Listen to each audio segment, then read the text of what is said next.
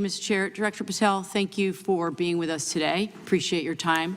Let me say at the top, political violence should have no place in this country, and I strongly, unequivocally condemn the killing of Charlie Kirk last week. And this is exactly the kind of case that warrants a swift and thorough investigation by the FBI. What shouldn't be happening, however, is this administration's seeming attempt to exploit Mr. Kirk's death within minutes of this horrible, horrible assassination, dividing us even further without knowing enough about the killer's complicated, confused political ideology and the extent of his motivation. And this week, Vice President Vance claimed that this is, quote, an extremely destructive movement of left-wing extremism, and said that, quote, it's part of the reason why Charlie was killed. He pledged to go after organizations on the left. But Director Patel, it was just 3 months ago that Melissa Hortman, the Minnesota House Speaker, and her husband Mark were shot to death in their home in the middle of the night by a self-identified right-wing extremist and Trump supporter. When that assassination happened, the FBI released a written statement denouncing the killings and pledging to hold the killer accountable. And I thank the Bureau for that. It was clear, concise, to the point. But when you compare that statement to the over 50 mentions of the Charlie Kirk killing and just 4 for the Hortmans on accounts affiliated with the FBI and your personal account, it appears to many Americans that you're valuing some lives more than others, and that's painful. And this is what I'm hearing from my constituents, so I just want to convey that to you. And the Vice President didn't even call on right-wing organizations to tone down their rhetoric after that horrific killing in Minnesota. And he never once spoke about dismantling conservative institutions. This week, when the president was asked by a reporter about Speaker Hortman, he claimed he didn't even know who she was. One of the most high-profile assassinations of an elected official in recent memory, and the president claims to know nothing about it, hasn't even heard of it. It was absolutely devastating for her colleagues and for her family.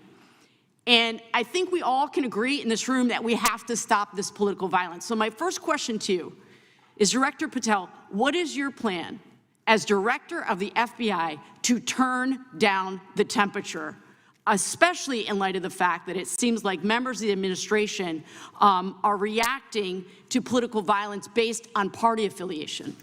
What's your plan? I can only speak for myself and the FBI. And what we are doing is, I think I mentioned earlier, we're following the money, because whatever attack you are describing, and they are all despicable, equally so, people need money to operate. People need money to conduct these attacks, to conduct these investigations.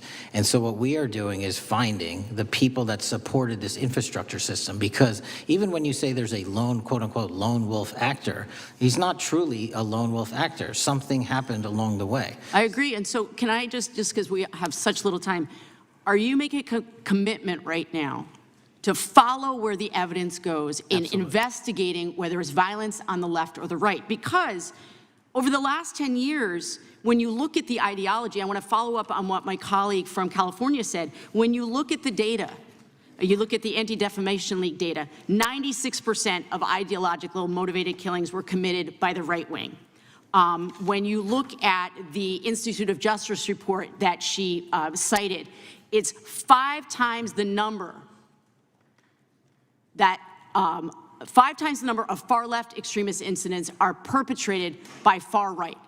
And it's been reported, and she mentioned this, that as of September 12th, 2025, just 2 days after Charlie Kirk's killing, that the DOJ removed that report from the DOJ website. That's why Americans are concerned that there seems to be a separate system of justice, that if you are a Republican, and you are attacked, you will get the full weight and authority of the FBI in this administration. But if you are somebody serving in the Minnesota State Legislature and you are assassinated in your home, that the response is different. And I think to ignore the threats from the right or try to do a both and when there are multiple instances when it's overwhelmingly coming from the right, this is a disservice, because Americans want to know that whoever they are, whatever their political affiliation, that the response is going to be the same, and it is going to be done with the same diligence. And I'm wondering if you will commit to me right now that you will be a voice right now standing up to those voices in the administration that are adding to the violent rhetoric right now. That's what I'm asking you. Will you commit to this? Time of the gentlelady has expired. The gentleman can respond. My voice will be through the investigations that the FBI conducts, and we will conduct them all lawfully and equally. Can we expect in the future that your expired.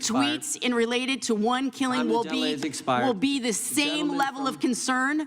The gentleman from Texas is recognized. Thank you, sir. Director Patel, thank you for being here today, and most importantly, thank you for restoring trust and faith in the FBI, which has been severely eroded under the Biden administration. Thank you for your service and your continued service in this capacity. On April 7th, 2025, Charlie posted on X, "Assassination culture is spreading from the left.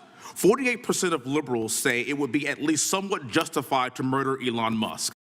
All right, so you're watching Live Impact News on WCNT Plus. I'm Nick Sturdivant. All right, so right now you're watching live. They're in our nation's capital. There's a hearing happening. The FBI Director Kash Patel is testifying in front of that House committee. So let's step away from that.